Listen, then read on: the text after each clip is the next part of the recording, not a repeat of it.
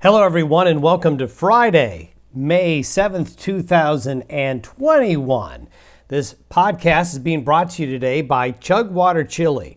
You may have heard of the Chugwater Chili blend that you know so well about, but did you know that Chugwater Chili also makes a hot version of their famous chili seasoning? For those of you looking for a little extra spice in their life, give Chugwater Chili a try.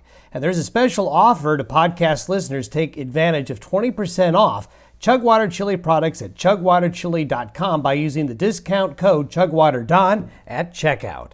Well, folks, another nice day. Then, well, not so nice. It is going to be a very warm day across the Intermountain West and the Western High Plains. Really take advantage of today.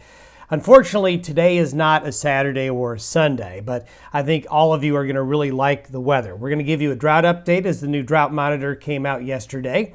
We're going to start to cool off on Saturday. Big cool down coming Sunday into Monday, Tuesday, and Wednesday.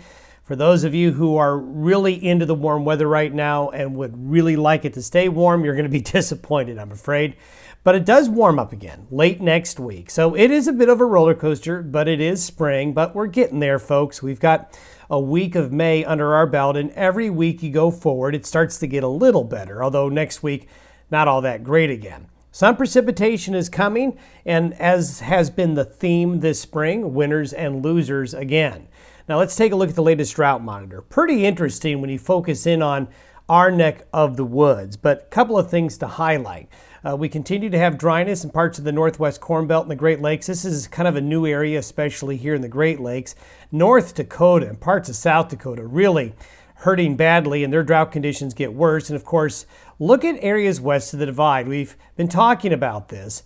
West of the Continental Divide, I'm afraid to say, really does not have any really decent hope of any good spring moisture here in the coming week or two ahead. I think, honestly, this part of the country right here, and I would include the western slope of Colorado in this, and Utah, is that we're just going to have to get into the summer monsoon pattern before we can get some decent rains to come in. Now, we could see something come in late May and early June. We've seen that before, but in the next week or two, I'm just not encouraged at all for areas west of the Divide. Now, east of the Divide, I want to focus in a little bit and zoom in. Here's Wyoming, Colorado, the Dakotas, into the region. Look at this. You know, we've been talking about this part of northeastern Colorado, the South Platte Valley, getting into some rain and snow going back to that March storm. The same for the foothills and the north central mountains of Colorado. You know, this area right here is no longer showing as being in a drought situation, and that's quite amazing. Those are the areas that were hit by the big wildfires this fall.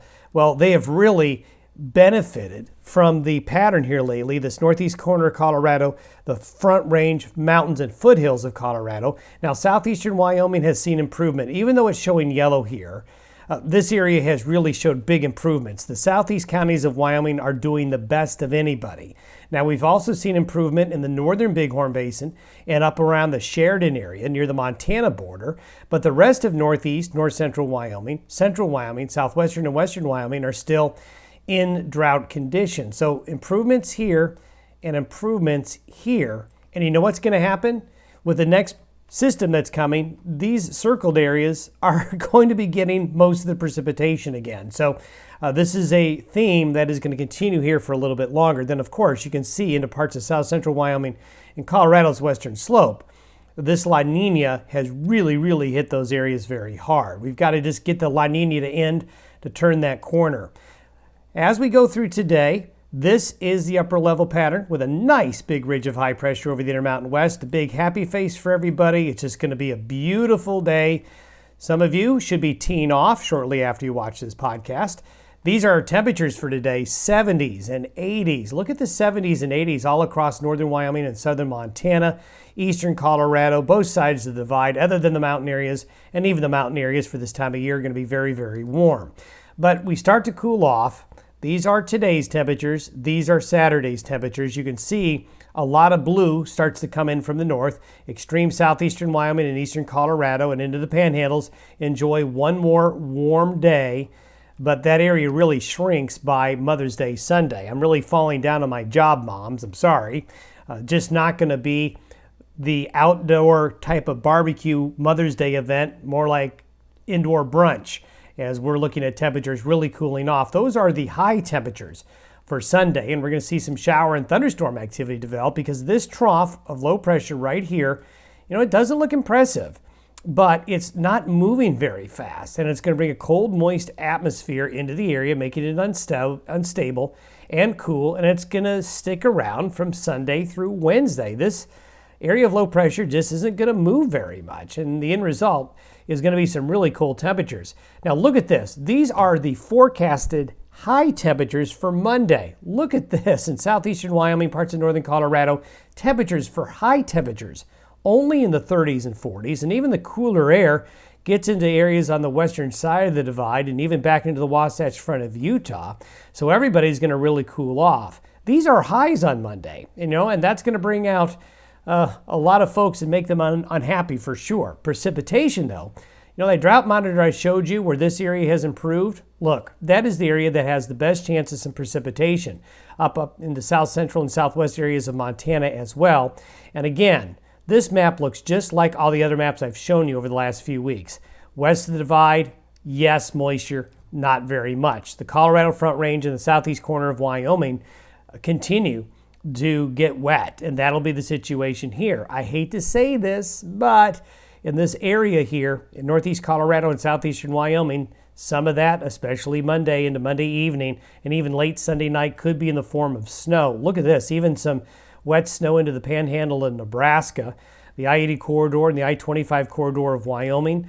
The Bighorns get snow again, so does the Yellowstone Plateau. So this is another big cool down.